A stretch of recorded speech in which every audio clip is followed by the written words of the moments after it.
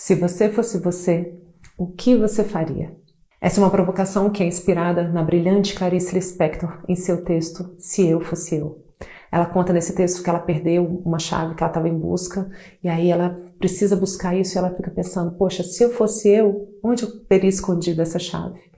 E aí, gente, ela se perde nessa pergunta e aos poucos ela entra nesse processo de se perceber. Se eu verdadeiramente fosse eu e fizesse coisas em conexão comigo mesma e fizesse coisas com a minha autenticidade, com a vontade que eu tenho de ser e de expressar neste mundo.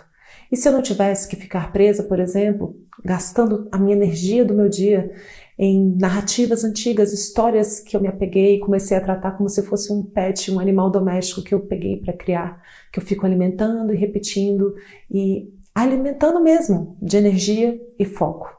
Esse tanto outro de energia, em que eu vivo repetições de processos difíceis, de conflitos que eu vivi lá atrás e que eu continuo repetindo e vivendo num processo de inconsciência, provocando novamente aquele mesmo sofrimento para que eu possa compreendê-lo. E isso é natural do ser humano, a gente sabe.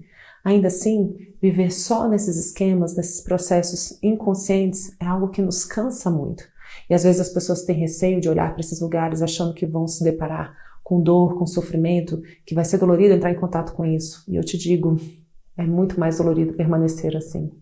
É muito mais tranquilo a gente entrar mesmo em contato com essas situações com uma nova postura, uma postura interior de humildade, de leveza, de naturalidade, de ser um ser humano simples, comum e imperfeito, a caminho, buscando as suas próprias soluções, buscando entender os seus processos de distanciamento do seu próprio ser. E a cada processo descoberto, mais um passinho, a gente já não está mais no mesmo lugar e a gente está cada vez um pouco mais perto de quem a gente é, da nossa autenticidade e daquilo que a gente quer viver. Colocar a nossa energia a serviço da vida e das nossas realizações.